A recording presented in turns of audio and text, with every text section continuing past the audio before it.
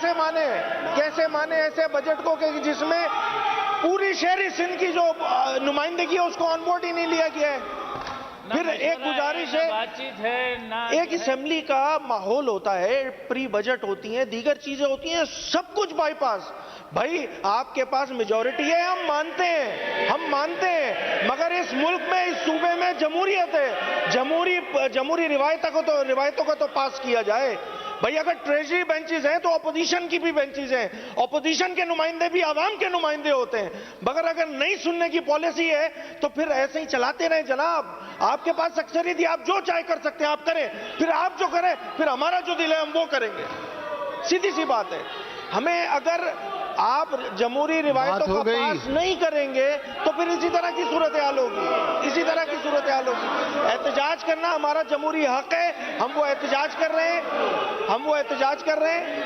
ये हमारा हक है। स्पीकर साहब, आप इससे हमें रोक नहीं सकते हैं कि आप एहतजाज ही नहीं करें। क्यों नहीं करें भाई? हम एहतजाज हम करेंगे, बिल्कुल ठोक बजा के करेंगे एहतजाज। अली साहब, वो आपके लोग आप ही की नहीं सुन रहे सर, सब सरापा। अरे वो आप ही की नहीं सुन रहे। यहाँ वाले तो एहतजाज कर नहीं सकते ना, अरे वो सुन नहीं रहे हैं आप, यहाँ वाले कर नहीं सकते। उनको कम से कम बिठाएं तो सही। तो ये लोग एहतजाज वो आपको मानते हैं, वो आपकी सुनते हैं। इनकी तो जबानबंदी हो जाती है। उनको तो मनाएं, फिर हमें मना लीजिएगा साहब। इनकी जबानबंदी हो जाती है, इधर थोड़ी होगी। चले आप बोले, मैं तो टाइम दे रहा हूँ, बोले प्लीज। बात इतनी सी है, ऐसे बजट का क्या फायदा कि जिसमें पूरी एक, भाई अगर शहरी सिंध की नुमाइंदगी, अक्सरियत नुमाइंदगी यहां बैठी हुई है, ऑन बोर्ड ही नहीं है, प्री बजट का सेशन नहीं हुआ है। आप लोग क्या चाहते हैं? डिक्टेटरशिप चलाना चाहते हैं। ये जमहूरी डिक्टेटरशिप है स्पीकर साहब, डिक्टेटरशिप है, जमहूरी है। अगर इसी तरह का रवैया रखना है तो रखें जनाब, आपकी हुकूमत है, आप चलाएं, इसी तरह चलाते रहें। ये तो कोई बात नहीं हुई ना। बजट पेश हो रहा है तो सिंध का बजट पेश हो रहा है, आधे नुमाइंदों को ऑन बोर्ड ही नहीं लिया हुआ, जमहूरी रिवायतों का पास नहीं कर रहे हैं। ये कोई तरीका नहीं है स्पीकर साहब। हम एहतजाजन इस बजट स्पीच का हम जो है वो बॉयकॉट करते हैं, और हम जो बाकी बातें बजट के आगे आने में जो सूरत-ए-हाल बनेगी उसमें करें।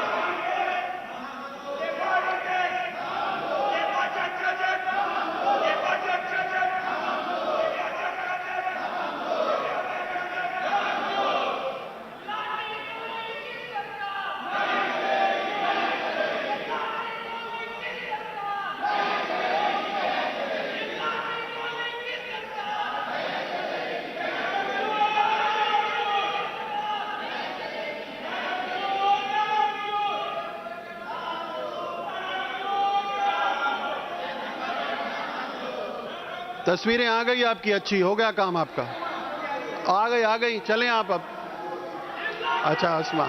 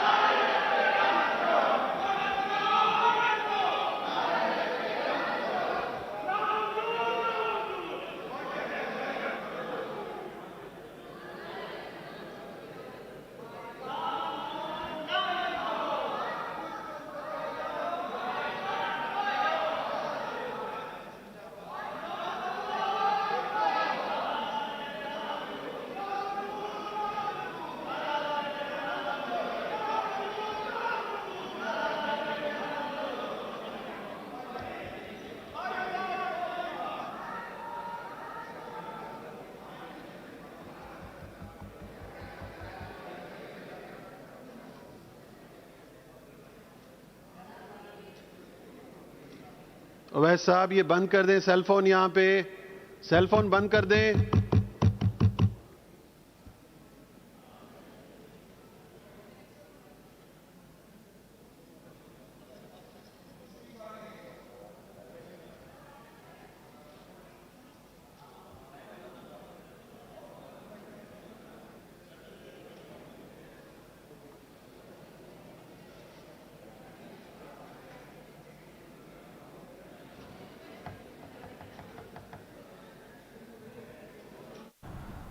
सिंध असम्बली का बजट इजलास, जिसमें अपोजिशन अरकान की जानिब से शोर शराबा किया गया।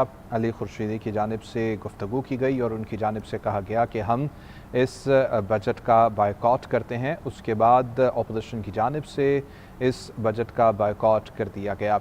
अभी बजट तकरीर शुरू नहीं हुई थी कि उससे पहले ही अपोजिशन अरकान की जानिब से शोर शराबा शुरू कर दिया गया और एतराज़ उठाना शुरू कर दिया गया। अली खुर्शीदी की जानिब से गुफ्तगू की गई और उनकी जानिब से कहा गया कि हमसे इस मुतालिक बातचीत पहले कमेटियों में नहीं की गई है। ये एक ऐसा बजट है कि जो वैसे ही पेश किया जा रहा है। सिंध असम्बली में अपोजिशन अरकान की जानिब से नारेबाजी की जाती रही और अली खुर्शीदी की जानिब से कहा गया कि एहतजाज हमारा जमहूरी हक़ है, कोई इस हक़ से हमें रोक नहीं सकता। आपके पास अक्सरियत है तो क्या जो चाहें आप करते रहें। ये सवाल अली खुर्शीदी की जानिब से उठाया गया। अपोजिशन के नुमाइंदे भी अवाम के नुमाइंदे हैं। अली खुर्शीदी की जानिब से इस मौके पर यह कहा गया, उनकी जानिब से कहा गया कि हम इस इजलास का बायकॉट करते हैं। इसी हवाले से मज़ीद बात करेंगे। हमीद सोमरो ने हमें ज्वाइन किया है। हमीद सोमरो, बताइएगा, नारेबाजी की गई अपोजिशन अरकान की जानिब से और बायकॉट कर दिया गया है। जी हाँ, अपोजिशन लीडर की तरफ से जो है वो तकरीर करके जो बजट मौजूदा वज़ीर आला सिंध जो पेश करने जा रहे हैं उस पर सख्त एतराज़ात उठाए गए। उन्होंने कहा कि बजट में अपोजिशन लीडर को और अपोजिशन अरकान को ऑन बोर्ड नहीं लिया गया, अपोजिशन को सुना गया और उसके अलावा जो है शहरी इलाकों को खासतौर पे उन्होंने कहा कि मुकम्मल तौर पे इस बजट में जो है वो नज़रअंदाज किया गया है। इसलिए हम जो है वो एहतजाज करते हैं और उसके बाद जो है अली खुर्शीदी जो अपोजिशन लीडर है, एमक्यूएम से उनका ताल्लुक है, उन्होंने इजलास के बाइकाट का ऐलान किया और इस बाइकाट में जमात इस्लामी और तहरीक इंसाफ के जो अरकान हैं वो भी अपनी निशस्तों से खड़े हो गए और उनकी तरफ से अपोजिशन लीडर की तरफ से कहा गया कि वन वे ट्रैफिक जो है वो चलाया जा रहा है।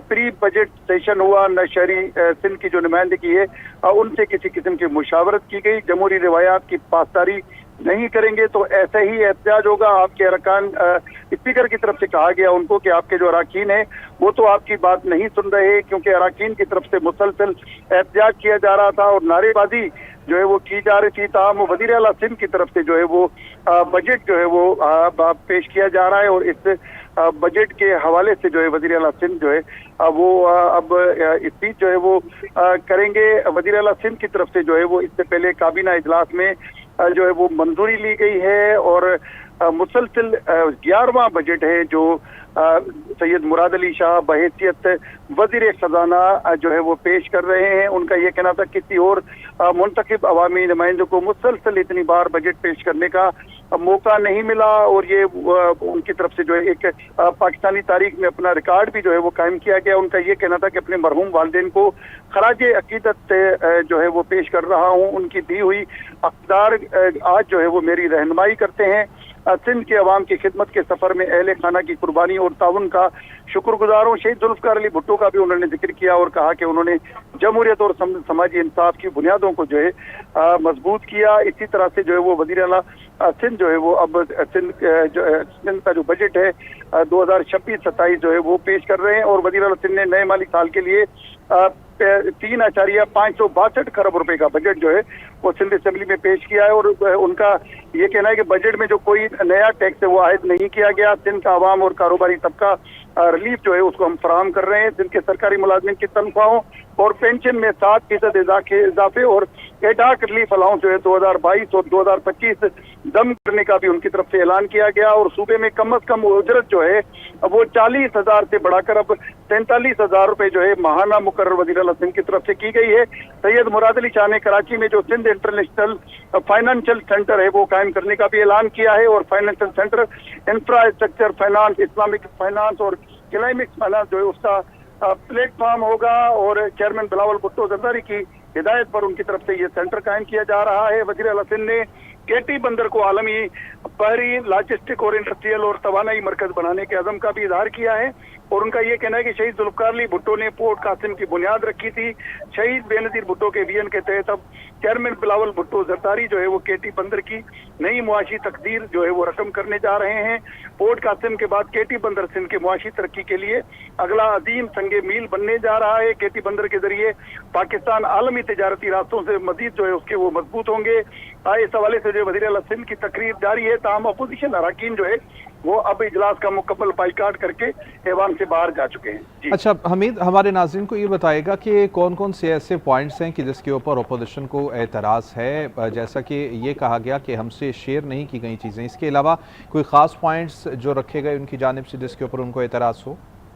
जी हाँ, सिंध असम्बली की ये रिवायत रही है माजी में कि प्री बजट सेशन होता है, जब भी सालाना बजट पेश होता है उससे पहले जो है एक प्री बजट सेशन जो है वो रखा जाता है और उसमें जितने भी अरकान असम्बली हैं और उसमें बशमूल हुकूमती और अपोजिशन अरकान उनसे जो है वो बजट तजावीज़ मांग ली जाती हैं। बेशक वो बाद में जो पेश होने वाला बजट है उसमें शामिल ना हो, लेकिन अरकान जो है वो अपनी तरफ से अपने इलाके के लोगों की नुमाइंदगी करते हुए असेंबली में भरपूर अपने जो मसाइल हैं उसको उजागर करते हैं। तो अपोजिशन लीडर की तरफ से जो है इस हवाले से कहा गया कि प्री बजट सेशन जो है वो नहीं किया गया है। यही वजह है कि आज जो है वो हम इजलास का बाइकाट कर रहे हैं। और दूसरा, उन्होंने जो निशानदेही जिस बात की उनका ये कहना था कि जो सिंध के शहरी इलाके खासतौर पर कराची हैदराबाद का जिक्र उन्होंने किया कि वो जो है वो इस वक्त एमक्यूएम उसकी नुमाइंदगी करती है और अपोजिशन जमातें जो है वो उसकी नुमाइंदा जमातें हैं, तो उनको जो है वो शहरी इलाकों को मुसलसल नजरअंदाज किया गया है। लिहाजा वो जो है आज इस बजट सेशन का जो है वो बाइकाट कर रहे हैं। अमीर सोमरू, हुकूमत की जानिब से प्री बजट सेशन के ऊपर कोई मौक़िफ़ सामने आया? हुकूमती तरफ से अभी तक कोई मौक़िफ़ सामने नहीं आया। ताहम जो स्पीकर सिंध असम्बली है उनकी तरफ से जो है कोशिश की गई कि अपोजिशन लीडर को उनकी बात से जो है वो किसी तरह से उसको डिस्करेज किया जाए और उनको कहा ठीक है। हमीद सोमरू, बहुत शुक्रिया, आपने तफसीलन आगाह किया। अपोजिशन लीडर अली खुर्शीदी की जानिब से एहतजाज किया गया और उनकी जानिब से कहा गया कि एहतजाज हमारा हक है, अपोजिशन को ना सुनने की पॉलिसी है, जमहूरी रवायात का पास नहीं रखा जा रहा है। प्री बजट सेशन की बात के ऊपर उनकी जानिब से एतराज़ उठाया गया। सीधी जरूरत है जो कि लीडरशिप की क्रेडिबिलिटी के साथ सामने आए। इस वक्त कौम को मौजूदा जो सियासी लीडरशिप है उस पर एतराज़ात हैं, सवालात हैं, तहफ़्फ़ुज़ात हैं। जब तक इन तहफ़्फ़ुज़ात का, इन एतराज़ात का और इन सवालात का जवाब ना दिया जाए उस वक्त तक माशी हालात ठीक नहीं हो सकेंगे। दहशतगर्दी की मैं बार बार बात इसलिए कर रहा हूं कि मेरा सूबा और पाकिस्तान का एक बहुत बड़ा हिस्सा यह दहशतगर्दी की वजह से डिस्टर्ब है, अपसेट है और एक ऐसे हालात का शिकार है कि जिसके नतीजे में हम कदम आगे नहीं बढ़ा सकते, तरक्की का सफर रुक चुका है। तो मैं ये समझता हूं कि कौम को इसके लिए भी मुतहद होना चाहिए, अपोजिशन को मुतहद होना चाहिए और हमें इस एजेंडे को आगे बढ़ाना चाहिए। और नेशनल डायलॉग कमेटी के ये जो लोग आपके सामने मौजूद हैं, हम यही मुतालबा कौम से करेंगे कि आप इस सिलसिले में प्रेशर डेवलप करें, अपोजिशन पार्टियों पर भी डेवलप करें कि वो हुकूमत को मजबूर करें कि वो अमन के क़याम के लिए देरपा, मुस्बत और तवीलुल मुद्दत इक़दाम करें। Thank you.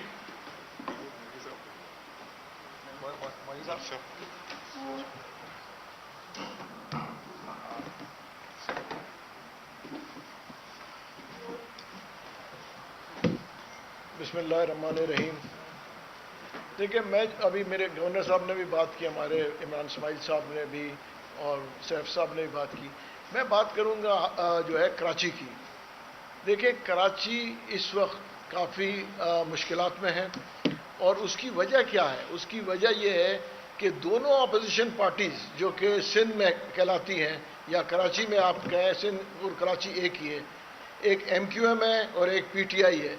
MQM आपस में लड़ के उनको अपने लड़ाई झगड़ों से फुर्सत नहीं मिलती और PTI को भी अपने लड़ाई झगड़ों से फुर्सत नहीं मिलती और फिर वो एक्सपेक्ट करते हैं कि वहाँ के लोगों के लिए बेहतरी करें। कहाँ से? देखिए, जब तक ऑपोजिशन नहीं होगी किसी हुकूमत में, आप क्या तवक्को करते हैं कि चीज़ें बेहतर कैसी होगी? न वहाँ पे लॉ एंड ऑर्डर बेहतर है, न वहाँ पे जो है मैं कहूँगा कि बाकी में आज हम 70 साल के बाद भी हम वही बात कर रहे हैं, सड़कों की बात कर रहे हैं, चीज़ों की बात कर रहे हैं जो कि इसकी ज़रूरत होनी नहीं चाहिए थी। देखिए, मैं MQM से, PTI से ये कहूँगा कि आप लोग अपने इख्तलाफात ख़त्म करें आपस के, और आप लोग आवाम पे ध्यान दें ताकि जो है वो जो है कराची के इश्यूज़ को सॉल्व किए जाएं। पीपल्स पार्टी के ऊपर देखें, अगर आप तनकीद करते हैं तो तनकीद करें इस्लाह के लिए, तनकीद बराए तनकीद ना करें, चीज़ों को बेहतर करें। मैं देखें ना, KPK में और सिंध में कोई फ़र्क तो नहीं रहा। PTI जो है की भी वही हालत है KPK की जो कि सिंध की हालत है। वहाँ पे भी जो कहते हैं 14 साल की हुकूमत PTI ने की, वहाँ पे भी तरक्की नहीं हुई। सिंध में 14 साल की हुकूमत हो गई, उधर भी तरक्की नहीं हुआ। अब आप बात करते हैं तो देखें, मैं आपको ये भी कहूँ कि देखें, जो पिछले चीफ मिनिस्टर साहब थे वो कम से कम चीज़ों को बेहतरी की तरफ ले जा रहे थे। अली अमीन गंडापुर साहब चीज़ों को मुफाहमत की तरफ ले जा रहे थे, चीज़ें बेहतरी की तरफ आ रही थी। इस वक्त तो वो भी जो है उनको हटा दिया गया। यहाँ पे जो वहाँ पे भी जो बाजार गर्म हुआ है, मैं बोलना नहीं चाहता हूँ, आपको सबको मालूम है वहाँ पे भी क्या हालत है और सिंध में भी क्या हालत है। तो चीज़ों को हमें बेहतर की तरफ ले जाना चाहिए। हम यही कहते हैं। हम देखें, आज हमने जो है इतने बड़े बड़े इश्यूज़ को सॉल्व किए। पाकिस्तान ने बैठ के ईरान का और अमेरिका का और इजराइल का इतना मेजर इशू सॉल्व किया, तो हम अपने इंटरनल इश्यूज़ क्यों नहीं सॉल्व करते हैं? हमारे अगर कोई इंटरनल इश्यूज़ हैं, इसको भी हम बैठ के इसको भी हम सॉर्ट आउट करें। अगर जो भी है देखें, और मैं PTI से भी कहूँगा कि देखें, अगर आपके इश्यूज़ हैं आप लोग आएँ और बैठ के इसको सॉल्व करें, क्योंकि ये बैठ के वहाँ पे जो इस वक्त बरसरे इख्तिदार हैं उनको तो इस्तीफा दे देना चाहिए। उसकी वजह यह है कि न वो आवाम की खिदमत कर रहे हैं और न पार्टी की खिदमत कर रहे हैं। दूसरों पे तनकीद करना बड़ा आसान है कि ये गद्दार है, वो गद्दार है, फलाना है। आप उनसे पूछे ना उन्होंने किया क्या है 3 साल के अंदर। इसलिए मैं उनसे पूछना चाहता हूं कि आप कर क्या रहे हैं? आप सिर्फ और सिर्फ जो है बैठ के अपना जो है चीजें अपने मफाद की बातें कर रहे हैं। तो मेरे दरख्वास्त ये है कि जब हमने ईरान और अमेरिका के इश्यूज को सॉल्व किया पाकिस्तान ने, तो मैं ये एक्सपेक्ट करता हूं कि इंशाअल्लाह हम बैठ के जो है इंटरनल हमारे इश्यूज हैं जो कि पॉलिटिकल इश्यूज हैं, पॉलिटिकल पार्टीज बैठेंगी साथ और इन इश्यूज को हम पूरी कोशिश कर रहे हैं कि इनके साथ बैठ के इन चीज़ों को सॉर्ट आउट करें।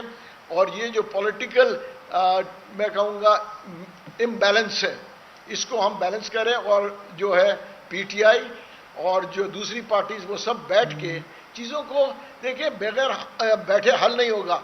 मुज़ाहमत कर करके देख लिया, मुज़ाहमत से कुछ नहीं मिला, अब मुफाहमत की बारी है। हम आज भी हम वही बात कर रहे हैं, अब इमरान इस्माइल साहब भी बात कर रहे थे कि देखिए वही चीज़ जो कि जनरल साहब ने मुफाहमत करके अमेरिका और ईरान का इश्यूज़ को सॉल्व किया, तो हम ये अभी इंशाअल्लाह कोशिश कर रहे हैं कि ये जो लोकल पॉलिटिकल हमारे मुल्क की है, इस इश्यूज़ को भी जो है मुफाहमत से सॉल्व करें। मैं PTI से भी दरख्वास्त करूँगा कि वो मेन फ्रंट पे आए और बैठ के बात करें। उसकी वजह यह है कि देखिए, अकेले में तो मुझसे हर आदमी मिलना चाहता है, हर आदमी कहता है कि जी अकेले में मिलकर बात करें कि आप लोग ये करें। तो देखिए, रियलिटी को फेस करें, आप लोग आगे आए। उसकी इस असेंबली के अंदर वैसे तो कानून कहता है कि आपने मेंटेन करना है डेकोरम हाउस में, इसलिए मैं बैठ गया था कि हाउस में डेकोरम नहीं था। आपकी रिट को इन्होंने चैलेंज किया था, इसलिए मैं बैठ गया था। लेकिन आप हुक्म कर रहे हैं, शायद आपने सस्पेंड कर दिया ये रूल कि ये शोर हंगामा कर सकते हैं। मैं हाजिर हूँ। मैंने सर कोई रूल सस्पेंड नहीं किया, लेकिन इनकी सीरियसनेस देखें। इस वक्त ये पार्लियामेंटेरियंस हैं और ये कर रहे हैं। आप प्लीज कंटिन्यू करें, please. Honourable speaker, honourable members of this August house, I begin by expressing my deepest gratitude to Almighty Allah, whose infinite blessings, mercy and guidance have enabled us to continue serving the people of Sindh.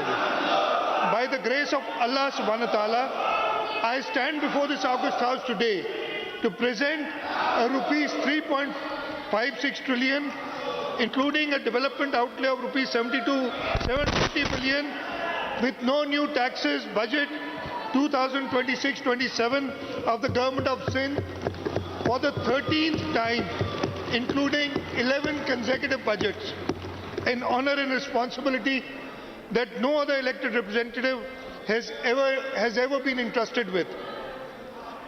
At this moment, I also bow my head in gratitude to my late parents, whose values of honesty, hard work, and public service continue to guide me, and I thank my family for their unwavering support, patience, and sacrifice through this journey of service to the people of Sindh.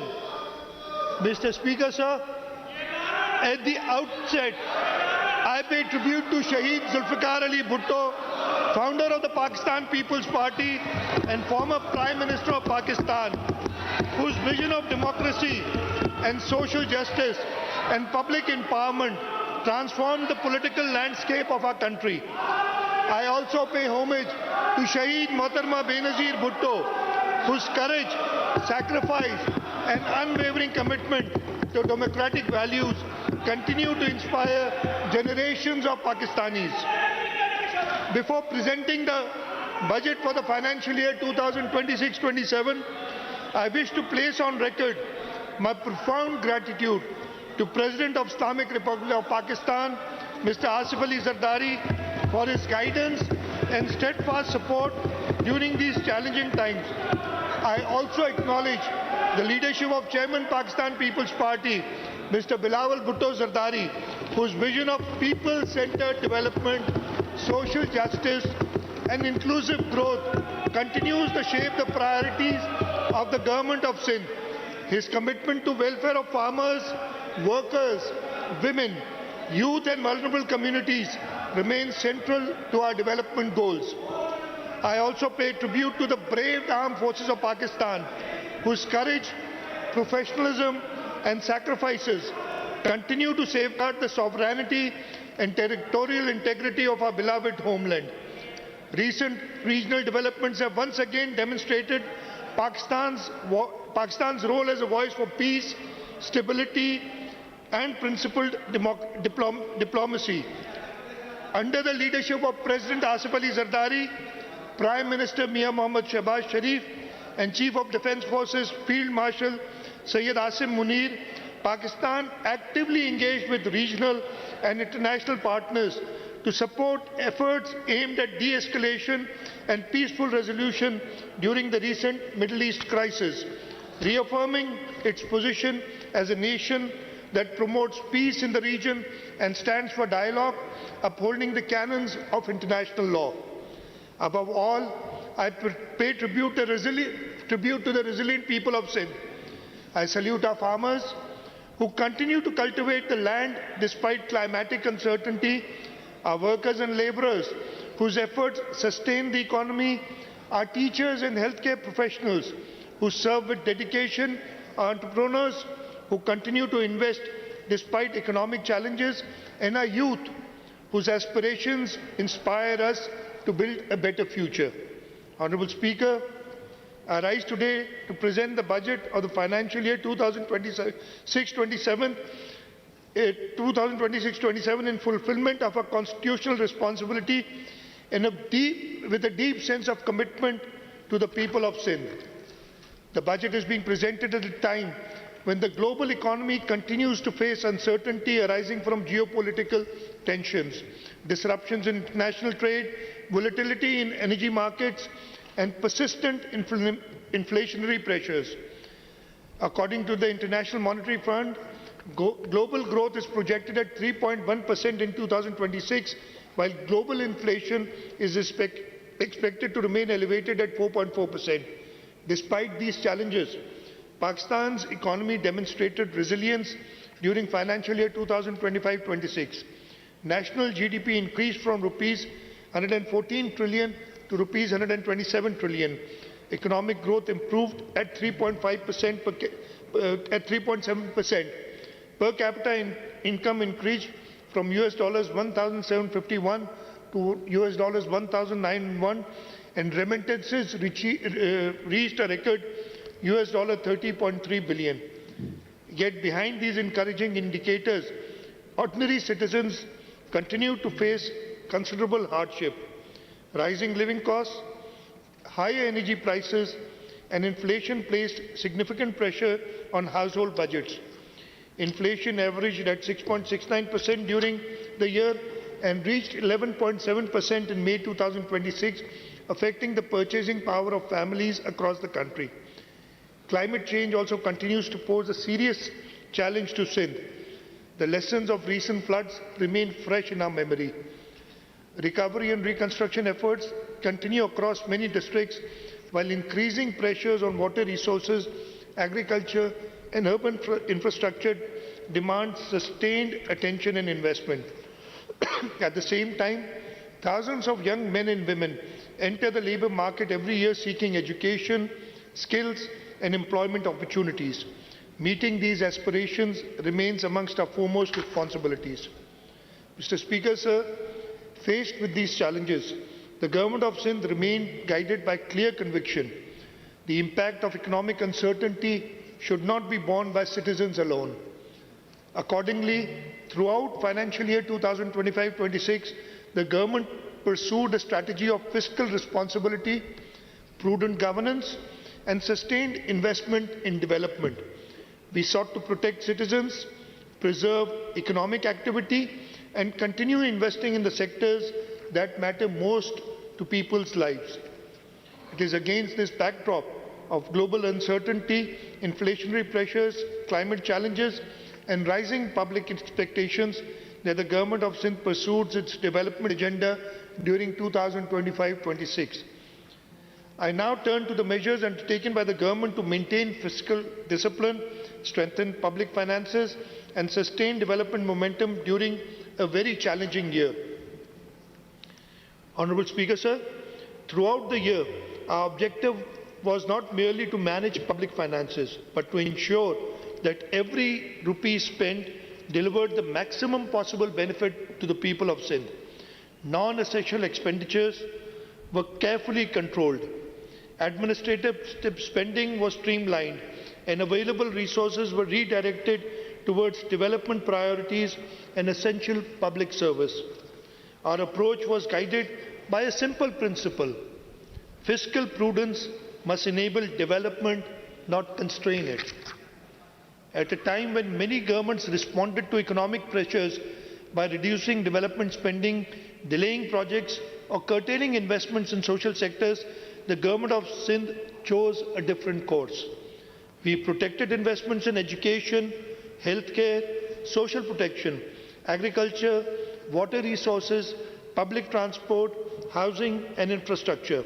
At the same time, we strengthened expenditure controls, enhanced monitoring systems, and accelerated governance reforms aimed at improving efficiency and ensuring value for money in public spending. The results of this approach are visible today. Despite inflationary pressures, rising construction costs, and increased expenditure demand, Sindh achieved the highest development performance in its history. Against an exceptionally challenging economic backdrop, the Government of Sindh released more than rupees 900 billion for development activities across the province. Major achievements during financial year 2025-26 include completion of 952 schemes as per the following breakdown. I won't go through this breakdown to save time. This unprecedented level of investment.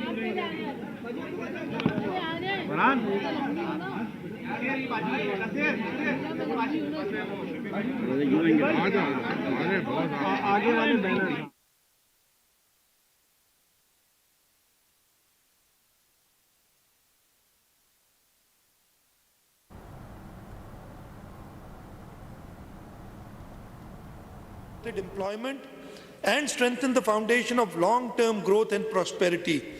We believe responsible public finance is ultimately measured not by savings alone, but its impact on the lives of citizens. Honourable Speaker, I now turn to the measures undertaken by the Government of Sindh during 2025-26 to provide relief to citizens. I now turn to the measures undertaken by the Government of Sindh during 2025-26 to provide relief to citizens, protect livelihood, and support vulnerable segments of the society. Throughout financial year 2025-26, the Government of Sindh implemented a series of targeted interventions aimed at protecting livelihoods, reducing economic hardship, and supporting vulnerable segments of the society. These measures benefited farmers, workers, fishermen, transport users, traders, and households across the province. Honourable Speaker, one of the most tragic incidents during the year was the devastating fire at Gul Plaza, Karachi on 17th of January 2026. This claimed 72 precious lives and affected approximately 1,208 commercial units and businesses. Recognizing both the human tragedy and the economic devastation suffered by hundreds of families and traders, the government approved one of the largest relief and rehabilitation packages ever extended for a commercial disaster in Sindh. A comprehensive package of rupees 8.45 billion was announced, comprising compensation for bereaved families, direct financial assistance to affected shopkeepers, and compensation for inventory and business losses. Under this package, compensation of rupees 10 million per deceased victim was approved. In addition, 1,208 affected shopkeepers received direct assistance of 500,000 each, and approximately 5.77 billion was released for inventory and business losses. I am grateful to the Karachi Chamber of Commerce and Industry, who worked with us very closely, and all the payments were made on the recommendation of Karachi Chamber of Commerce and Industry, and I thank them for their help. Recognizing the challenges faced by our farming community, the government launched one of the largest farmer support programs in province's history. An allocation of rupees 45 billion was made for wheat procurement and farmer support initiatives. Through the Sindh Wheat Grower Support Program, more than 336,000 farmers cultivating over 2 million acres received assistance through the Benazir Hari card. An amount of rupees 43.23 billion was transferred directly to growers, contributing to a 21% in wheat cultivation and a record 28% increase in wheat production across Sindh. Wheat cultivation increased from 3.086 million to 3.879 million acres, while wheat production increased from 3.54 million tons to a highest ever 4.91 million tons in the province of Sindh. To further reduce production costs, the government allocated rupees 3 billion as fuel subsidy for small farmers holding up to 25 acres.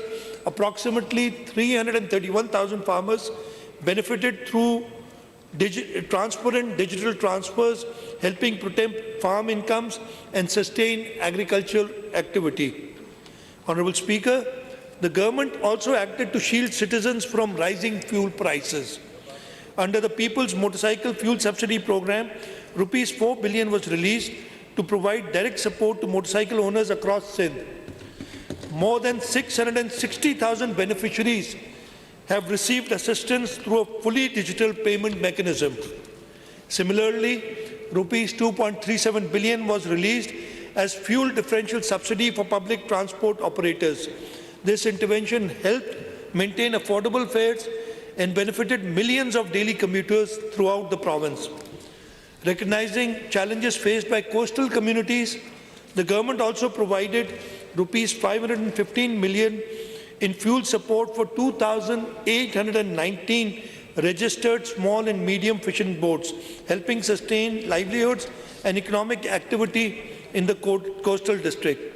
Further, Sindh contributed rupees 807 million under the Pakistan Energy Relief Plan as a part of coordinated national effort to cushion citizens from rising transportation costs. Honourable Speaker, I now turn to the flagship achievements that have transformed communities, strengthened infrastructure, and laid the foundation for long-term prosperity across Sindh. These achievements represent communities restored, homes rebuilt, services expanded, jobs created, and opportunities unlocked for millions of citizens across Sindh. Sir, one of the most significant achievements of financial year 2025-26 was the government's ability to sustain development momentum despite challenging economic conditions. Sindh achieved, as I mentioned earlier, the highest development expenditure in its history, with more than rupees 900 billion invested in development projects and public infrastructure across the province.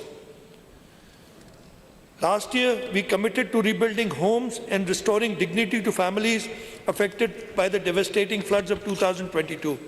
Today, sir, I am proud to report that Sindh People's Housing for Flood Affectees has emerged as the largest owner-driven housing reconstruction program in the world. The program has attracted international financing of approximately $1.675 billion, reflecting the confidence of development partners in Sindh's ability to deliver large-scale projects efficiently and transparently. To date, financing for approximately 1.7 million housing units has been arranged. 1 million houses have already been completed. Of the remaining units, approximately 100,000 houses have reached the roof level, while the remainder are at various stages of construction. A major feature of the program has been the empowerment of women through property ownership. A total of 120,058 land titles have been registered in favor of eligible women beneficiaries, while more than 300,000 women have received ownership and land title documents, making the largest women-led asset transfer program in South Asia. The program has also generated substantial economic activity in rural areas, creating employment opportunities, supporting local businesses, and stimulating construction-related industry across Sindh. Mr. Speaker, sir, this program has been reviewed by all international agencies, and I'm very proud to tell you that the World Bank, the Islamic Development Bank, the Asian Development Bank have mentioned that this program is the best ever housing program that they've done anywhere around the world. And this was a brainchild of Chairman Pakistan People's Party, Bilawal Bhutto Zardari, who for the first time ever, there have been floods before, but it's the first time ever that the government is rebuilding houses, and they're rebuilding climate resilient houses for these. So this program has been acclaimed as the flagship program by all international agencies.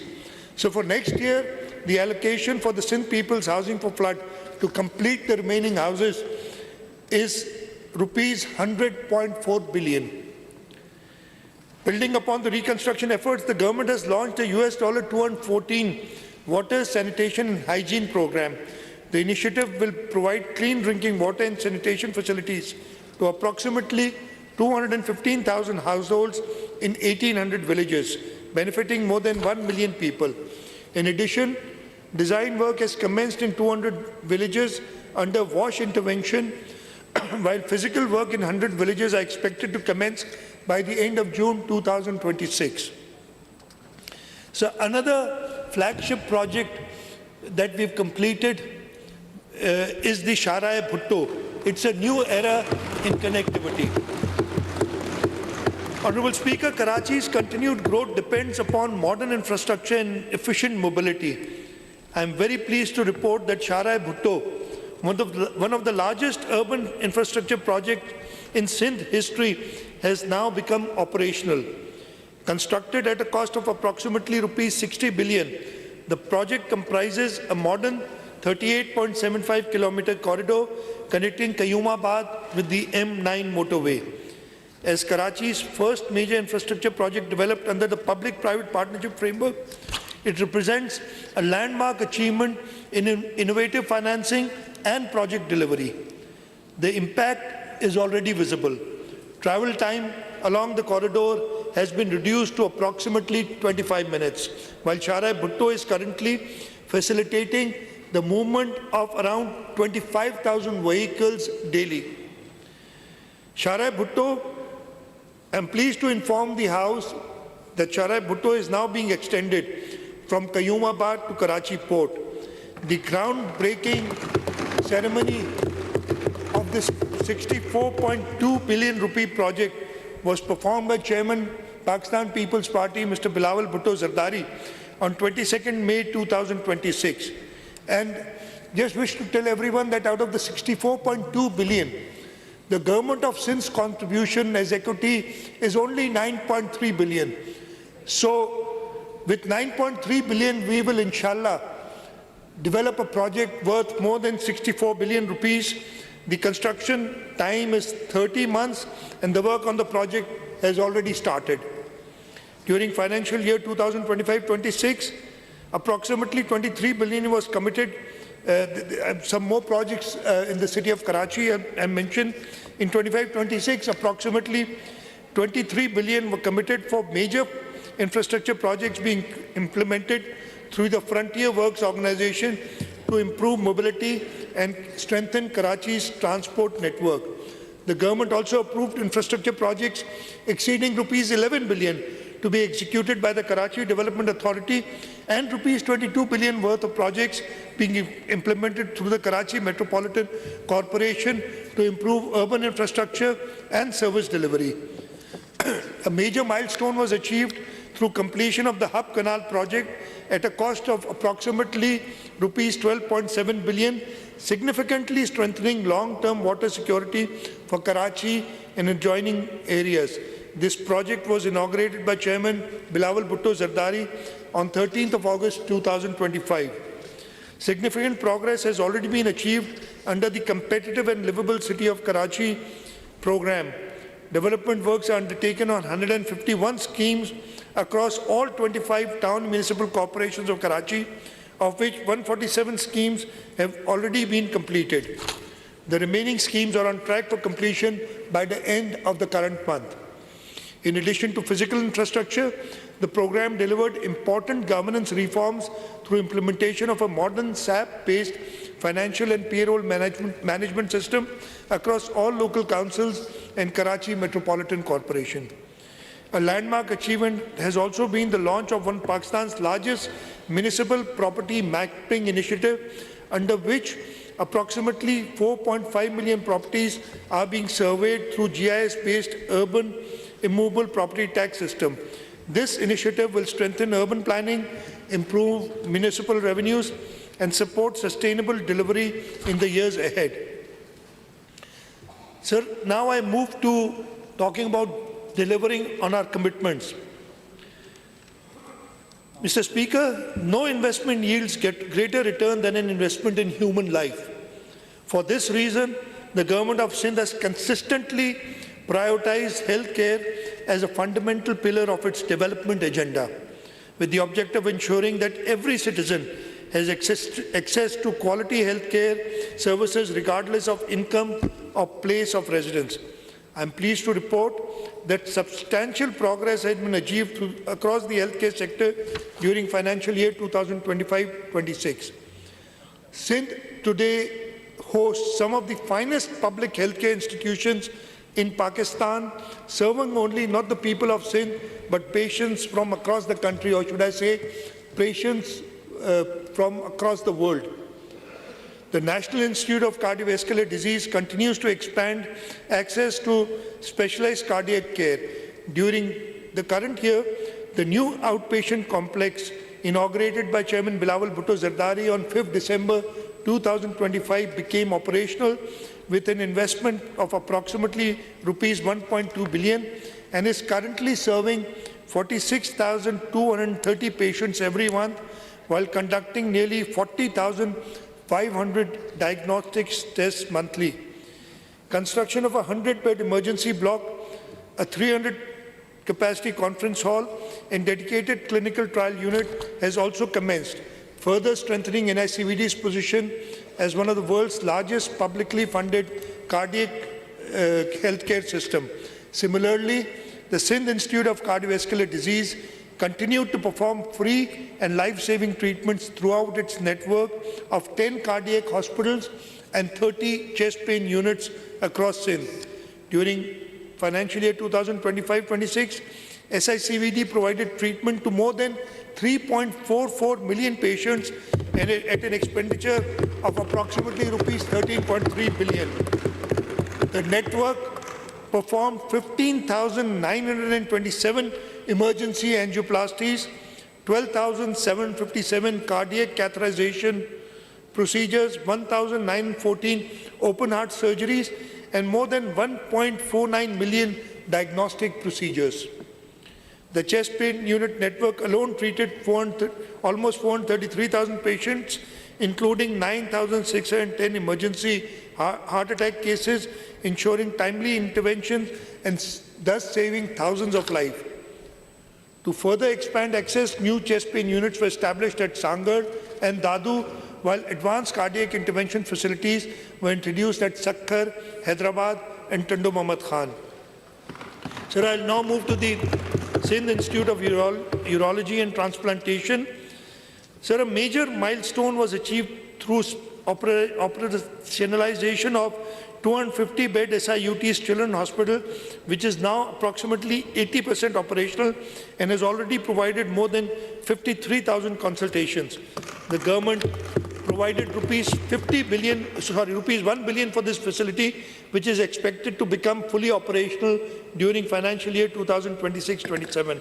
At SIUT Sakkar, more than 57,000 OPT consultations, 53,000 dialysis sessions, 28,000 surgeries, and over 1.4 million laboratory tests were conducted during the year. Likewise, the Jinnah Postgraduate Medical Center continued to strengthen its position as one of Pakistan's largest tertiary care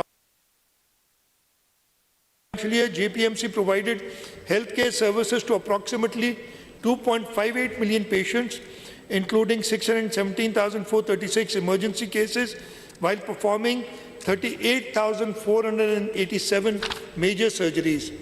The institution also remained a national leader in cancer treatment, managing more than 51,000 oncology patients, conducting 31,189 radiotherapy sessions and 16,915 chemotherapy sessions.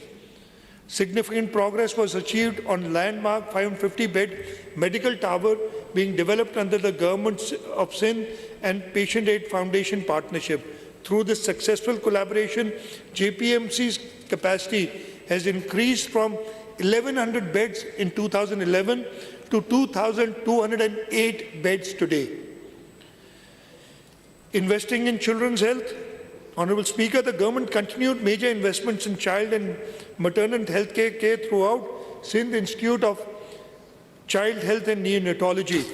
The SICHN network expanded from 790 beds to more than 1120 beds and now provides specialized healthcare service across 12 districts of Sindh. More than 1.2 million patients received treatment through the SICHN facility.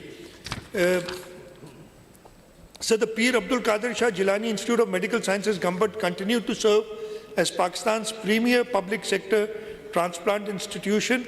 Between July 25 and May 26, Gambut Institute provided healthcare services to approximately 2.97 million patients and successfully performed 174 liver transplants, 16 kidney transplants, 29 bone marrow transplants, and 209 cardiac surgeries. The government also continued to strengthen emergency response systems across Sindh. During the current financial year, the Sindh Integrated Emergency and Health Service expanded its fleet by 110 new ambulances, increasing the total fleet to 545 ambulances operating across the province.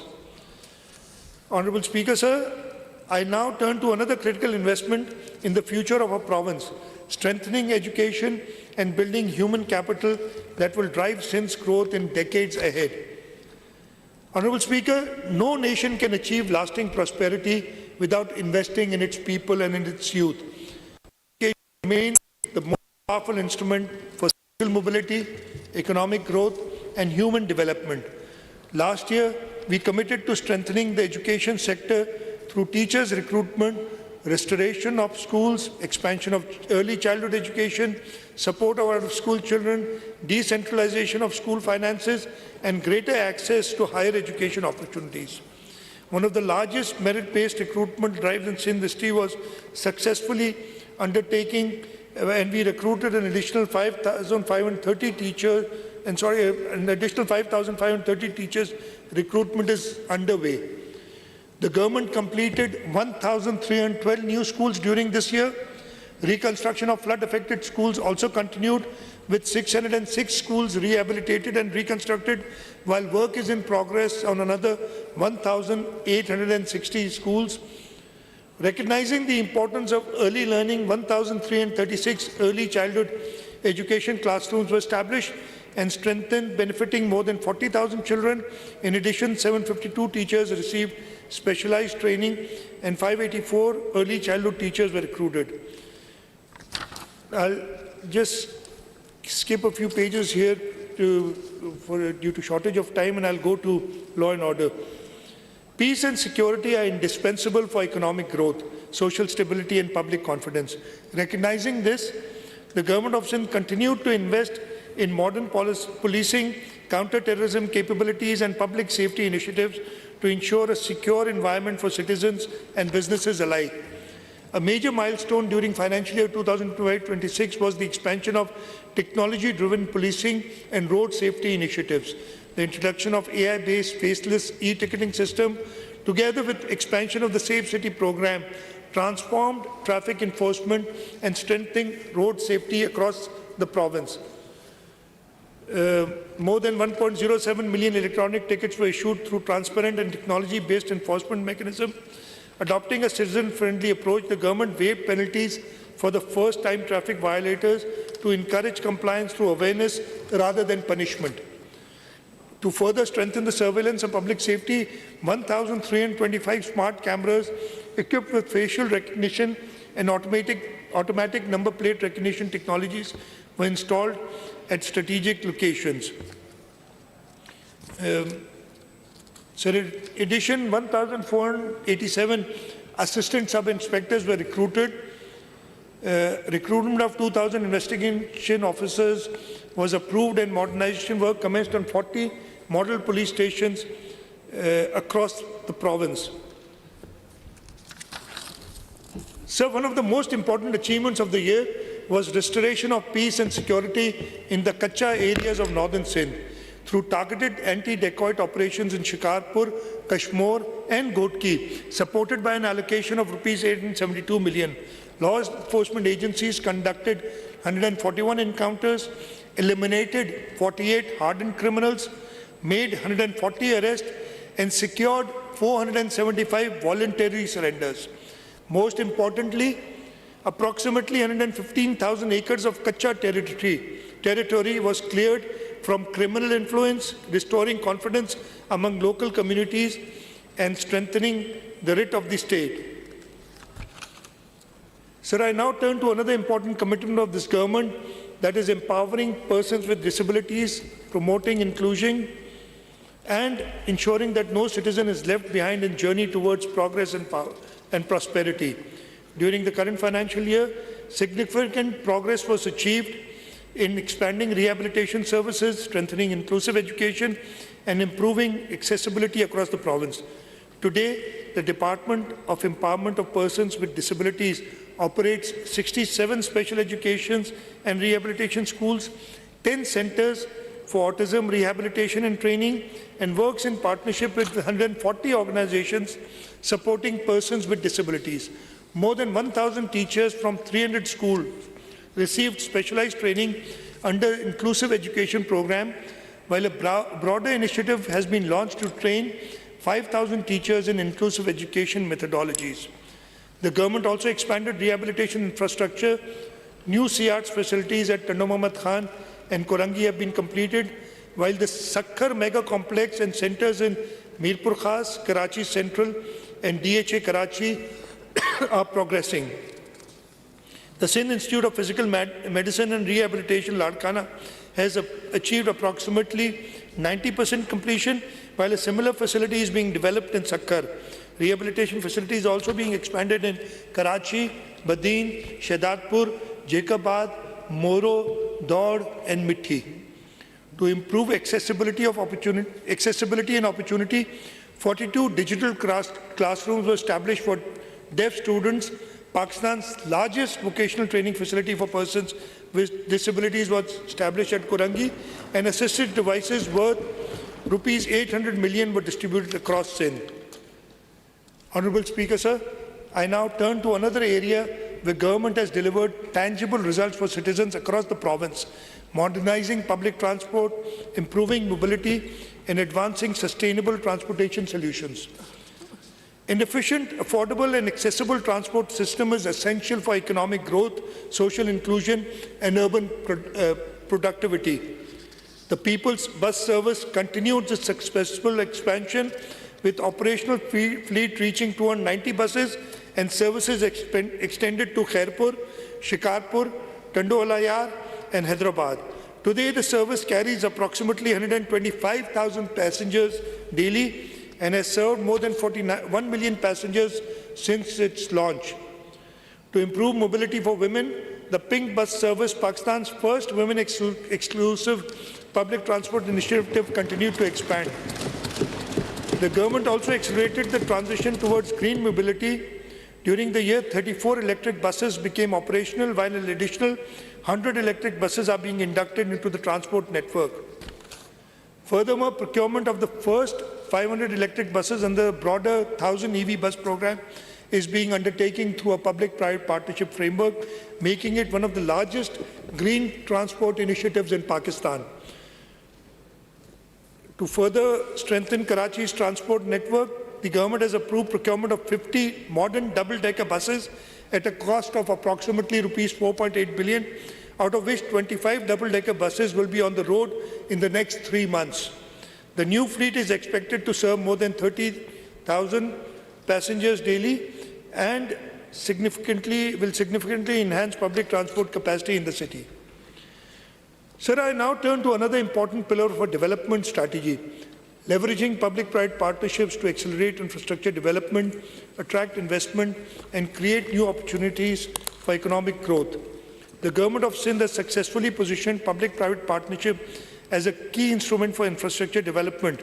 Today, Sindh possesses the largest public-private partnership portfolio in Pakistan, valued at approximately rupees 877 billion, with projects worth rupees 190 billion under construction and a further 365 billion under procurement and investment.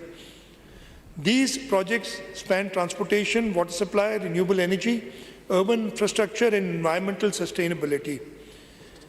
A flagship project under this framework is the Ghotki-Kantkot Bridge, the largest bank-to-bank or longest bank-to-bank bridge across River Indus in Pakistan, spanning approximately 12.2 kilometers. The project will transform connectivity in northern Sindh.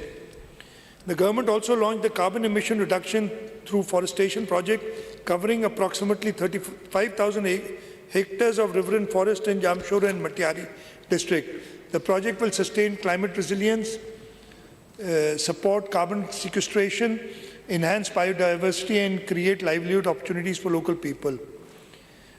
Sir, I now turn to water security, sanitation, and public health infrastructure.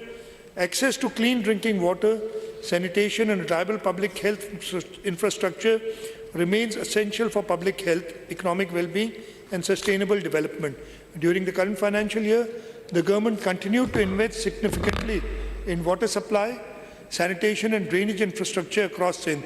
Out of 167 targeted water supply and drainage schemes, 147 schemes have been completed, while work on 146 additional schemes is progressing and is expected to be completed during the next financial year. Major achievements include the completion of ultraviolet filtration water supply project at Rattodero and significant progress on the Shahdatkot water supply and drainage project, improving access to safe drinking water and sanitation service for local communities. The government is also implementing 578 water supply and sanitation schemes with an investment of approximately rupees 45.56 billion, alongside 67 rural development schemes worth rupees 5.10 billion. Sir, I now turn to the area that will determine the future competitiveness of our province, empowering our youth through technology, innovation and digital skill. Recognizing that future economy will increasingly be driven by technology, innovation and knowledge, the Government of Sindh has made significant investments in digital transformation, technology education and skill development. During 2025-26, substantial progress was achieved through successful implementation of People's Information Technology Program Phase 2, one of the largest digital skill initiatives in Sindh. Sir, I'll just skip the details. They're here, and this document is part of the record of the assemblies. And I'll just, due to shortage of time, I'll just move on to two important nation-building sectors, the works and services and irrigation. In works and services, approximately rupees 146 billion has been released for the projects, including 10.94 billion for maintenance and rehabilitation. 341 schemes have been completed. 2,936 kilometer roads has been either new roads have been built or rehabilitated, almost 3,000 kilometers in the year. On the irrigation side, rupees 96 billion were released, and important achievements in the irrigation because we were particularly concerned about floods. So we focused on the floods, and as a result, the Karo-Ghungro outfall drain system has achieved 69% physical progress. Soni Dhoro restoration project is almost complete. The Khairpur drainage network, restoring drainage services to approximately 142,000 acres affected by the 2022 floods, is almost complete. The Nara Canal head reach lining has been completed. Shadi Wa small canal lining has been completed. Bulleri distributary lining is almost complete. Rajwa lining is almost complete. Bahadurwa lining is almost complete. Ganjbar lining is almost complete. Gaja, Guni branch drain and Hajipur pumping stations have been physically completed substantially. And the K4 support project, the KB feeder lining, has achieved 78% physical progress and inshallah will be completed in the next financial year. So now I turn to the budget strategies and priorities for financial year 2026-27. The budget for financial year 2026-27 reflects a commitment to fiscal responsibility, economic stability, and continued investment in the welfare of our people. The total budget outlay for the coming financial year is rupees 3.562 trillion, comprising current expenditure of 2.560 trillion, a development portfolio of rupees 720.39 billion, and capital expenditure of rupees 281.7 billion. Despite significant fiscal constraints and additional national obligations, we have protected allocations for education, healthcare, irrigation, public safety, local government services, and social protection.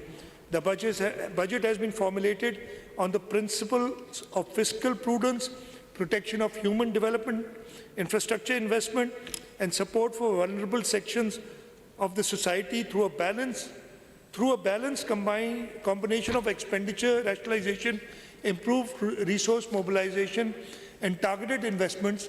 This budget seeks to sustain economic growth, strengthen public services, enhance climate resilience, and create opportunities for future generations across Sindh. The budget has been prepared on a balanced strategy founded on 4 principles: safeguarding Sindh's constitutional rights, maintaining fiscal sustainability, contributing to national stability, and continuing investment in the welfare of our people. Honourable Speaker, Sindh responded positively to federal government's request for cooperation towards national strategic requirements. However, from the outset, we made it clear that any support must remain fully consistent with the Constitution, protect Sindh's rights under the NFC award, and not compromise province's development priorities, fiscal sustainability, or public service delivery obligations. Following extensive negotiations, the Government of Sindh secured a comprehensive framework of constitutional and financial safeguards through an arrangement with the federal government. The most important safeguard is the full protection of Sindh's constitutional entitlement under the 7th NFC award. This arrangement explicitly secures fiscal protection mechanism through a guaranteed federal revenue assignment base of rupees 3.35 trillion. Even if federal revenues fall below this threshold, Sindh's protected share will remain insulated from such shortfalls, ensuring stability and predictability in province's finances. At the same time, any revenues collected above the projected federal revenue assignment of rupees 15.264 trillion will continue to be distributed under the NFC formula, ensuring that Sindh retains its full constitutional share in future revenue growth.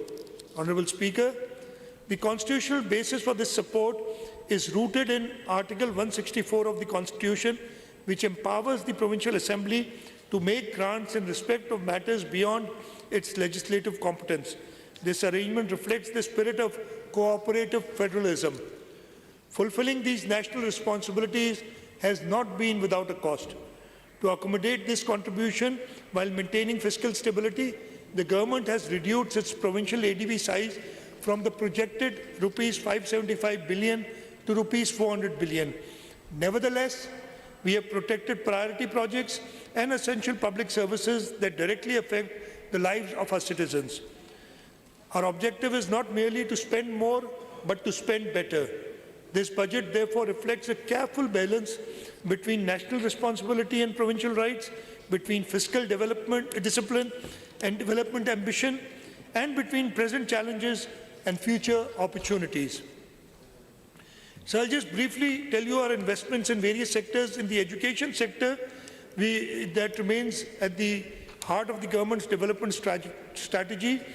We are allocating rupees 601 billion for education. For health and population sector, the total allocation is rupees 402 billion. This would enable, and so we have ring-fence funding to our flagship healthcare institutions, including NICVD, SICVD, SIUT, SICHN, JPMC and Government Institute, which collectively provide free and life-saving healthcare services to millions of patients annually. We've also ensured that our partnership with Indus Hospital Network, Child Life Foundation and Patient Aid Foundation remains insulated from fiscal pressures so that uninterrupted healthcare services continue to be available to the citizens of this province. So in the transport and communication sector, we have allocated 185 billion rupees. These investments will support expansion of public transport system, road infrastructure, bridges, and strategic connectivity projects across Sindh. Our objective is to improve mobility, reduce travel time, facilitate trade, and provide safe, affordable, and efficient transportation system to the people of Sindh. So in the irrigation sector, an investment of rupees 103 billion has been provided. The government will continue investing in canals, drainage systems, barrages, flood protection works, and climate-resilient water structure. In sanitation and public health engineering sector, an allocation of rupees 49 billion has been earmarked, and this will enable us to ensure that drainage infrastructure and public health engineering projects improve living conditions and public health outcomes, particularly in the underserved urban and rural areas. So for local government and service delivery sector, we are allocating rupees 347.6 billion. And these resources will support municipal infrastructure, urban development, solid waste management, community services, and improvement in local service delivery across Sindh. For law and order, to maintain peace and security, an amount of 222 billion rupees is being allocated. These resources will strengthen policing, public safety, counterterrorism capabilities, safe city initiatives, and modern law enforcement infrastructure to ensure the protection of lives and property across the province. An amount of rupees 72.8 billion has been allocated for the agriculture, livestock and fisheries sector, which remain a priority for us. For energy, climate and environmental sector, rupees 84 billion has been earmarked. For minorities and women development sector, rupees 3.5 billion has been provided, and these allocations have been ring-fenced and protected from expenditure rationalization measures. The government remains committed to empowering women, promoting gender equality, supporting economic participation, and ensuring that minority communities continue to receive the support and opportunities they deserve as equal citizens of Pakistan. For persons with disabilities, an investment of rupees 22.8 billion is earmarked. Despite physical challenges, funding for disability-related programs has been fully protected. The government will continue investing in rehabilitation services. For the social protection sector, an amount of rupees 26.4 billion has been earmarked. Honorable Speaker, the budget 2026-27 is therefore not merely a program of expenditures. It is carefully prioritized investment strategy designed to protect human development, strengthen infrastructure, improve connectivity, enhance water security, promote economic growth, and create opportunities for future generations. Every rupee has been directed towards projects that deliver the highest social and economic return for the people of Sindh. Honorable Speaker, sir, having outlined our strategy for the year ahead, I now turn to a series of transformational initiatives that will shape the next phase of Sindh's development and create new opportunities for investment, employment, and prosperity. And so I would like to mention that these initiatives were done under the guidance of Chairman Pakistan People's Party, Mr. Bilawal Bhutto Zardari, and President of Pakistan, Mr. Asif Ali Zardari. And when I talk about them, you will know where we are going to. From our normal day-to-day development work, we are now thinking big, and we are thinking international, and I'll come to that now. Sir, our previous achievements in public-private partnership provide a strong foundation for the future. Today, we stand at the threshold of a new phase of development, one that seeks not only to address current challenges, but also to unlock the immense economic potential of Sindh. Every generation is presented with a defining opportunity that shapes its economic destiny for decades to come. And I believe, sir, that moment for the province of Sindh is now. The government of Sindh believes that the time has come not merely to build projects, but to lay foundations of a new economic future. The initiatives that I am about to announce are therefore not conventional development schemes. They are long-term strategic investments designed to transform Sindh into a globally connected hub of trade, finance, technology, energy, and sustainable growth. So the government of Sindh, through its pioneering public-private partnership framework, established one of the most dynamic and successful PPP portfolios in the region, spanning critical sectors for the economy and infrastructure. Through sustained commitment to innovation, transparency, and private sector participation, Sindh has emerged as a leading PPP jurisdiction, earning both national and international recognition. The global standing of Sindh's public-private partnership program is reflected in recognition by the 10th United Nations Economic Commission for Europe for PPP forums, which published case studies on 4 PPP projects undertaken by the government of Sindh.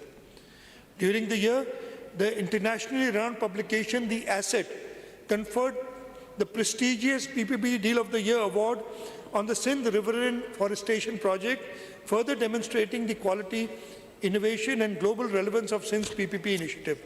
Earlier, The Economist ranked Sindh's PPP project the 6th best PPP program in Asia, a distinction that continues to underscore the province's leadership in innovative infrastructure financing and public delivery.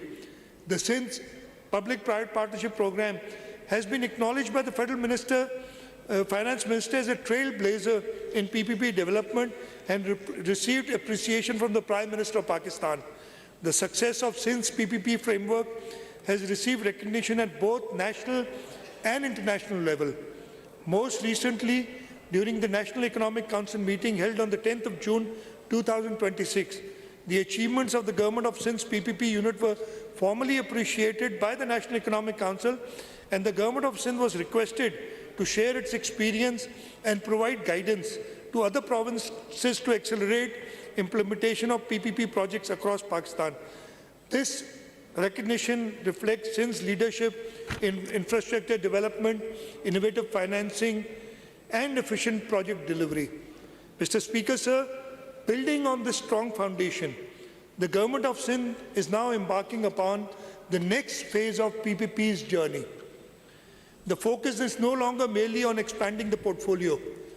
Our focus is now on undertaking transformational and strategically significant projects that will redefine Sindh's economic landscape, accelerated growth, strength, competitiveness, and create a more enabling environment for investment, business, and sustainable development. The initiatives that I am about to announce represent this new generation of PPP projects.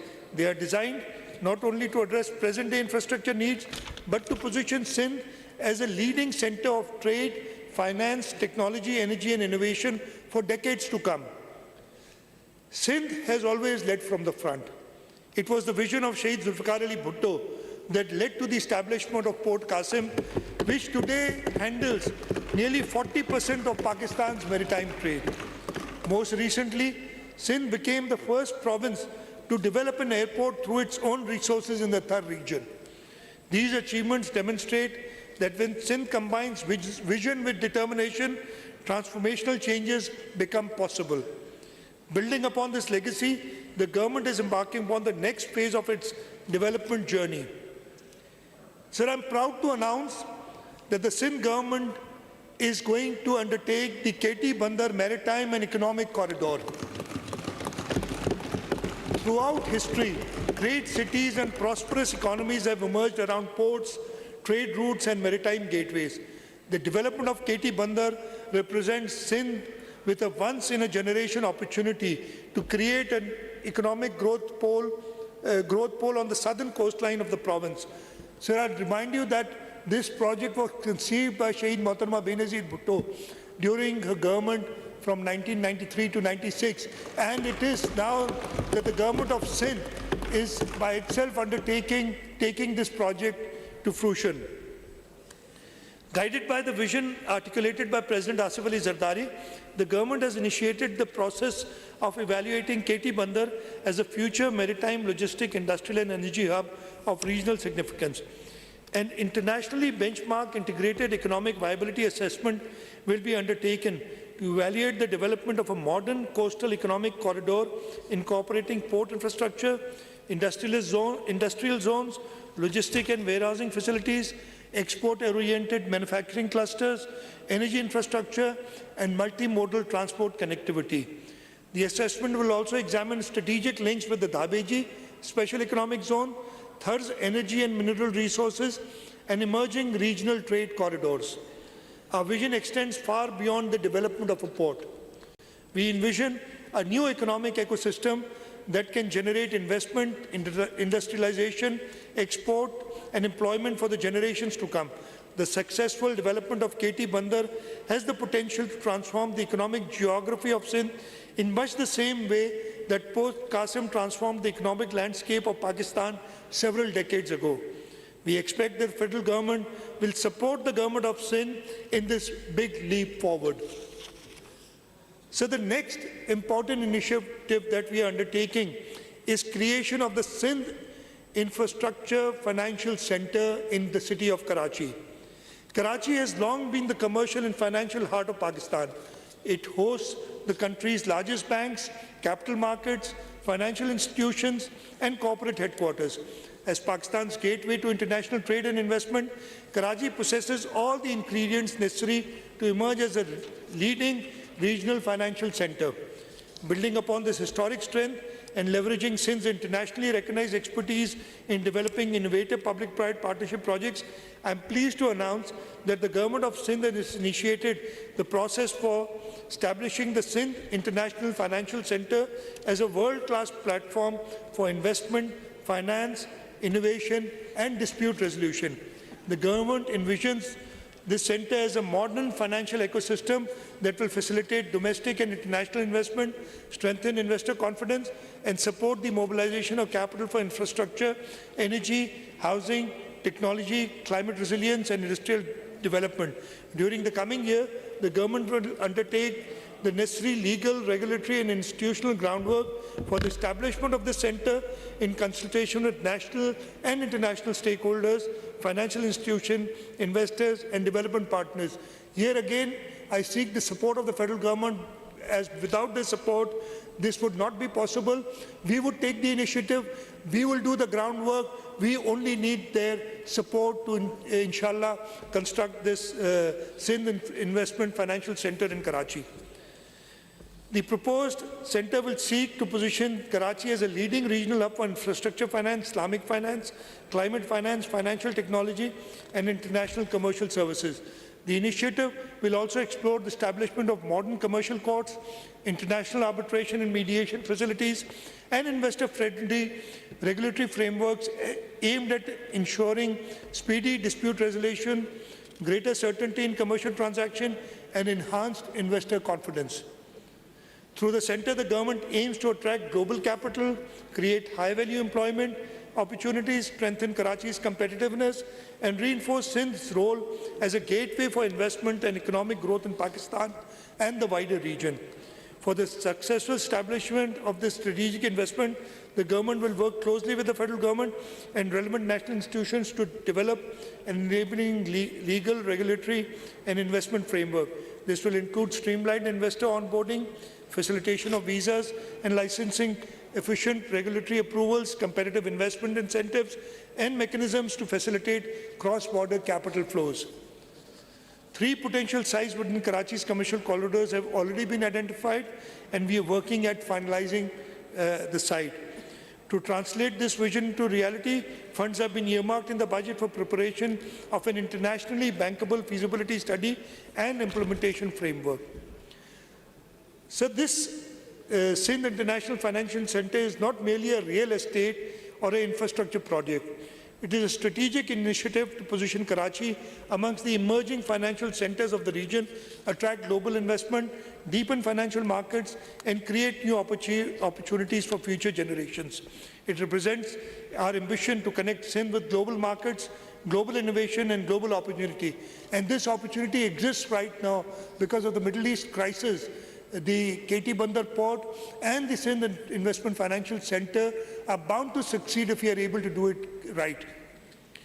The next economic transformation will be driven not by traditional industry alone. Sir, I go to the next major initiative, which is the Sindh Green Data Infrastructure Initiative. So the next great economic transformation will be driven not by traditional industries alone, but by data, artificial intelligence, cloud computing, and digital infrastructure. Across the world, governments and businesses are investing billions of dollars in data centers and digital ecosystems that power the modern economy. The demand for computing power, digital storage, artificial intelligence applications, and cloud services is growing at an unprecedented pace. Sindh is uniquely positioned to capitalize on this opportunity. Our province possesses some of the most attractive renewable energy resources in the region, with solar irradiation levels ranging from approximately 5.5 to 6.5 kilowatt-hour per square meter per day.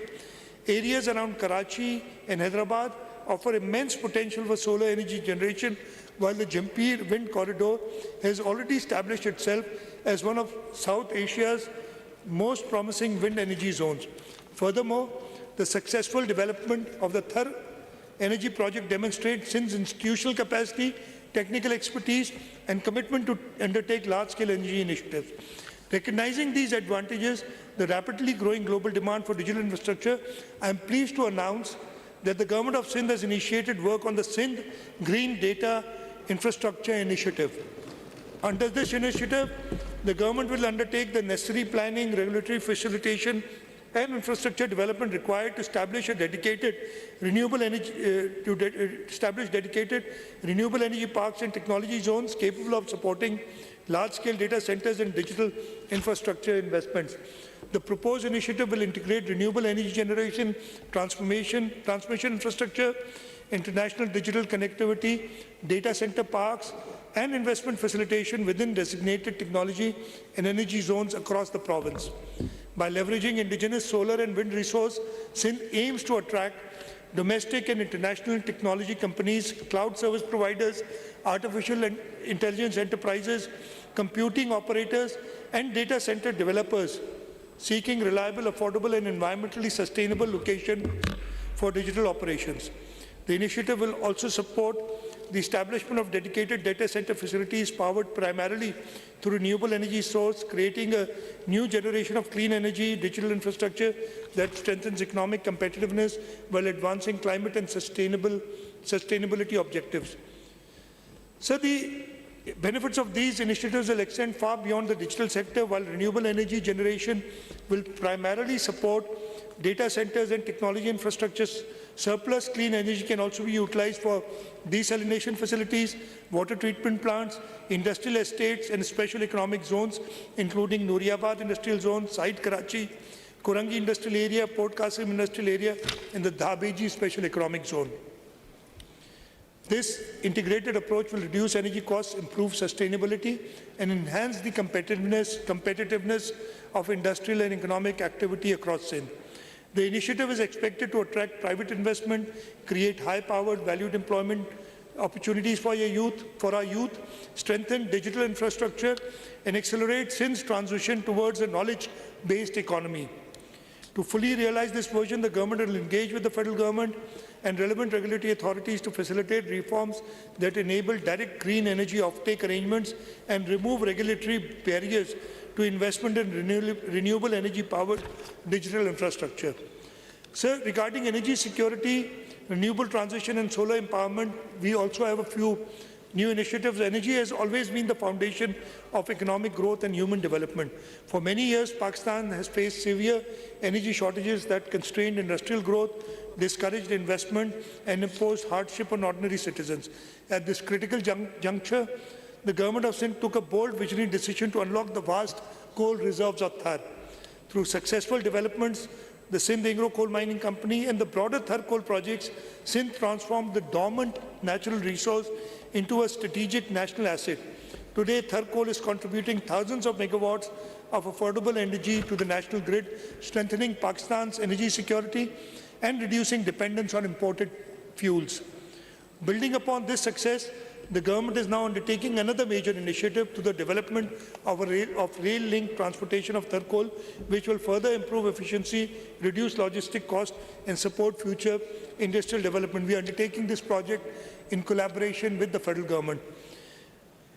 Honorable Speaker, while coal helped Pakistan address immediate energy needs and strengthen national energy security, the future belongs to cleaner and more sustainable sources of energy. Fortunately, Sindh is blessed with some of the most abundant renewable energy resource in the region. The province possesses world-class solar potential and is home to the Jampir Wind Corridor, one of the largest wind energy corridors in South Asia. Having successfully harnessed the power of Thar, the government is now embarking upon the next phase of Sindh's energy journey by unlocking its vast solar and wind potential. We've utilized indigenous coal resources to address energy crisis and power economic growth. We must now utilize indigenous renewable sources to build a cleaner, more sustainable and more affordable energy future. In pursuance of this vision, I am pleased to announce one of the largest household renewable energy programs in Pakistan. Under this initiative, 275,000 free solar home systems have been procured at the cost of rupees 18 billion for distribution among deserving households belonging to the poorest segments of the society. For thousands of families, particularly those facing economic hardship, this program will reduce electricity costs, improve energy access, and enhance quality of life. At the same time, the government recognizes that energy affordability is also a challenge for middle-class households. Therefore, through a partnership between the Sindh Enterprise Development Fund and the Sindh Bank, we are launching an innovative solar financing program to enable middle-income families to install rooftop solar systems through subsidized financing arrangements. This initiative will allow households to reduce electricity bills, achieve greater energy independence, and participate in clean energy transition without facing significant upfront costs. Sir, agriculture is the backbone of our economy, and we are paying special we're giving special focus to agriculture. So the prosperity of Sindh is inseparable from the prosperity of its farmers.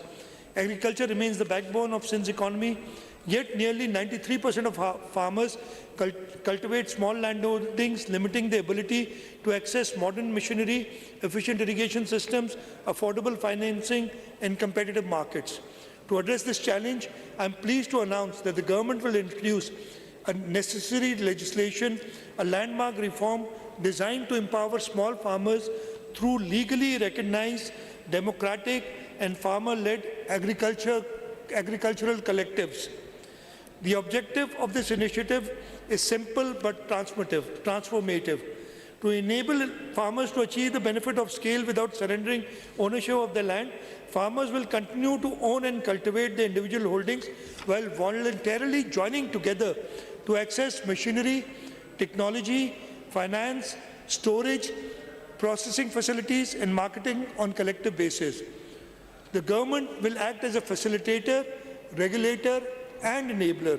The most important feature of this initiative is access to finance. Financing will be channeled through commercial banks, development finance institutions, and partner organizations. Farmers themselves will decide which machinery, technologies, and services best suit their needs, creating a demand-driven and farmer-owned model of agricultural modernization. For the first time, registered agricultural collectives will be recognized as bankable entities capable of accessing subsidized credit, lease financing, crop insurance, and asset insurance. Through this initiative, farmers will gain access to tractors, harvesters, laser land leveling, drip irrigation, solar-powered tube wells, drone-based services, storage facilities, processing infrastructure, and modern market linkages at a scale previously beyond their reach. This reform has the potential to transform fragmented farming into organized, technology-enabled, and market-linked agriculture, increase productivity, strengthen climate resilience, improve water efficiency, and raise rural incomes across Sindh. It is a new model of rural empowerment that places farmers themselves at the center of development and creates a pathway towards a more productive, prosperous, and sustainable agriculture future of Sindh. So another concept that we are working on is integrated waste to value and circular economy program. Rapid urbanization presents both challenges and opportunities. As our cities continue to grow, the need for sustainable and efficient waste management system becomes increasingly important. Over the years, the government of Sindh has made significant investments in municipal solid waste, particularly in the collection and transportation of waste from major urban centers. Building upon these efforts, we are now ready to move towards the next stage of reform. I am pleased to announce the government intends to develop an integrated waste to value program under the public-private partnership framework, transforming waste management from municipal service into an engine of environment sustainability and economic value creation. The proposed initiative will move beyond conventional waste collection and disposal by focusing on scientific processing, treatment and recovery of value from municipal solid waste. This will include the production of refuse-derived fuels, recycling of recoverable materials, and other waste-to-resource initiatives capable of generating economic returns while reducing environmental impacts. The program will also incorporate modern landfill gas management systems to capture methane emission from existing and future landfill sites. These measures will contribute towards reducing greenhouse gas emissions, improving environmental outcomes, and strengthening climate resilience. Honourable Speaker, a key feature of this initiative is its potential to create new revenue streams through resource recovery and carbon monetization. I'll just skip and I'll go to the next section here. It's given in detail. So taken together, these initiatives represent a new phase in Sindh's economic development. KT Bandar will strengthen Sindh's role in regional trade. The Sindh International Financial Center will connect Sindh to global capitals. The Green Data Infrastructure Initiative will position Sindh within the digital economy of the future. Renewable energy and solarization will support energy security and affordability. The agricultural collective initiatives will strengthen productivity and prosperity in rural Sindh. the Waste to Value program will promote environmental sustainability and circular economic growth. Together, these flagship initiatives are designed to expand opportunities, attract investment, and build the foundations of long-term economic growth across the province.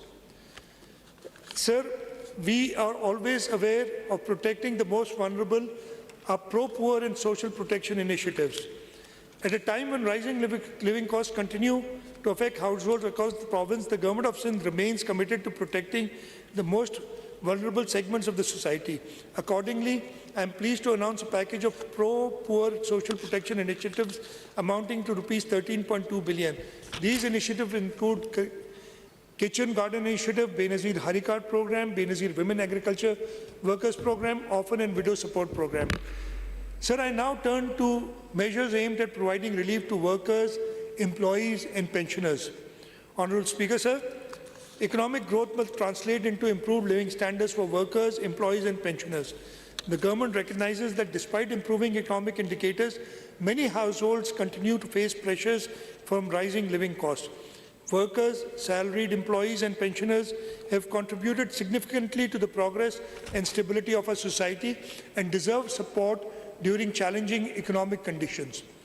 Accordingly, the government has decided to provide relief to both public and private sector workers. Honourable Speaker, there will be no new taxes in the next financial year 2026-27. The Finance Act proposes a number of targeted relief measures to support education, employment, insurance and agriculture. Sales tax on education support services, including education consultancy, testing and evaluation services, is being reduced to 5%. The reduced 5% tax rate on recruiting agents for overseas employment is being extended for a further 2 years. Beauty parlours and salons integrated with the point of sale system will continue to benefit from the concessional 8% tax rate, while certain donor-funded development projects are also being given tax relief. To promote insurance coverage and resolve outstanding disputes, the tax rate on insurance agents and brokers is proposed to be reduced from 5% to 2 to 3%, while tax exemption threshold for life insurers is being increased from ₹500,000 to Rs 3.5 million. For agricultural sector, penalties for non-filing of agriculture income tax returns are being rationalized. The agriculture super tax exemption threshold is being enhanced, and Rs 150 million to Rs 500 million, from Rs 150 million to Rs 500 million, and the tax rate is being reduced from 10 to 8%. These measures will provide meaningful relief, encourage compliance and support economic growth in Sindh. Mr. Speaker, sir, I am pleased to announce that the Cabinet today has recommended that the minimum wage be enhanced from the current Rs 40,000 per month to Rs 43,000 per month. This will come into effect July 1, 2026 after going through the regulatory process. Sir, I am also pleased to announce that all government employees shall receive a 7% increase in basic pay with effect from 1st of July 2026. And sir, we will ensure that the lowest pay of our grade 1 officers, employees is at least Rs 43,000, the minimum pay. Furthermore, all pensioners shall receive a 7% increase in pension with effect from 1st of July 2026. So these measures reflect government's continued commitment to supporting workers, honouring pensioners and helping households cope with rising living costs. Honourable Speaker, sir, as I conclude, this budget is not merely a statement of receipts and expenditures. It reflects our priorities, our aspirations and our commitment to the people of Sindh. The budget for financial year 2026-27 has been prepared at the time of global uncertainty, economic challenges and rapid technological changes. Yet, it is also a time of opportunity. Over the past year, we protected development spending, strengthened public services, supported vulnerable households, expanded infrastructure, invested in human capital, and laid the foundation for future growth. Sir, our vision is clear. We want a Sindh where every child has access to quality education, every family has access to quality health care, and every young person has an opportunity to realize his or her potential. A Sindh where farmers, workers, entrepreneurs and investors can prosper. A Sindh connected through modern infrastructure, strengthened by innovation and prepared for opportunities of the digital economy. A Sindh where development reaches every district, every community and every citizen. So this budget is guided by three enduring principles: protecting citizens, investing in people and building for the future. These principles will continue to guide our efforts as we work towards a more prosperous, inclusive and resilient Sindh. The people of Sindh have always demonstrated extraordinary resilience, determination and optimism in the face of challenges. With unity, hard work and a shared sense of purpose, I am confident that together we can build a stronger Sindh and contribute to a stronger Pakistan. This budget is a commitment to our people, a commitment to opportunity and a commitment to future generations. So a number of people have worked very hard in order to put together this document, which is a futuristic document. We're not talking about just projects, we are talking about visions of the future. And I'd like to acknowledge them, but I'll just wait till my winding speech, because this is a very long list, and I've already taken up a lot of everybody's time. And if I start naming those people now, it will take a long time. So let me wait and till my winding up speech. But I would want to acknowledge all those people, and I'll do it at the end. So with these words, I announce that the annual budget for financial year 2026-27 to this Honourable House for its consideration and approval. Sindh Sada Abad, Pakistan Paindar. Thank you very much. Sindh assembly का budget इजलास budget पेश कर दिया गया है मुराद अली शाह की जानिब से, वज़ीर आला सिंध की जानिब से। और इस बजट के हवाले से आपको बताएं कि वज़ीर आला सिंध की जानिब से कराची में सिंध इंटरनेशनल फाइनेंशियल सेंटर बनाने का भी इस बजट में ऐलान किया गया है। Financial centre infrastructure, finance, Islamic finance, climate finance का एक प्लेटफार्म होगा। वज़ीर आला सिंध की जानिब से केटी बंदर को आलमी बहरी लॉजिस्टिक्स, इंडस्ट्रियल और तवानाई मरकज़ बनाने का अज़्म। 260 अरब की कौमी मुआवनत के बावजूद सिंध ने आइनी हकूक़ और तरक्याती तरजीहात का तहफ़्फ़ुज़ यकीनी बनाया। सिंध ने कौमी मफाद में किरदार अदा किया। NFC अवार्ड के तहत अपने हकूक़ पर समझौता किया। 18 अरब रुपए की लागत, 2,75,000 मुफ्त सोलर होम सिस्टम्स तकसीम किए जाएंगे। इस बजट के तहत नए माली साल के तरक्याती बजट में कोई नई स्कीम शामिल नहीं की जा रही, ये फैसला किया गया है। सिंध को जनूबी एशिया की उभरती मुआशी ताकत बनाने की बुनियाद रख रहे हैं वज़ीर आला सिंध मुराद अली शाह की जानिब से बताया गया। सिंध में मुतवस्सत तबके के लिए रियायती सोलर फाइनेंसिंग प्रोग्राम भी मुतारिफ करवाने का ऐलान किया गया है। गैर तरक्याती बजट के लिए 2,560 अरब रुपए मुख्तस करने की तजवीज़ दी गई है। सिंध में कचरे से ईंधन, तिजारती मसनूआत बनाने का वेस्ट टू वैल्यू प्रोग्राम मुतारिफ करवाया गया है। सिंध हुकूमत की जानिब से छोटे किसानों के लिए खुसूसी कानून साजी का फैसला किया गया है। गुज़िश्ता साल में रिकॉर्ड 900 अरब रुपए से ज़ायद तरक्याती सरगर्मियों पर खर्च किए गए। वज़ीर आला सिंध मुराद अली शाह की जानिब से ये कहा गया कि सिंध के सरकारी मुलाजमीन के एडहॉक रिलीफ अलाउंस 2022 और 25 में ज़म कर दिए गए हैं।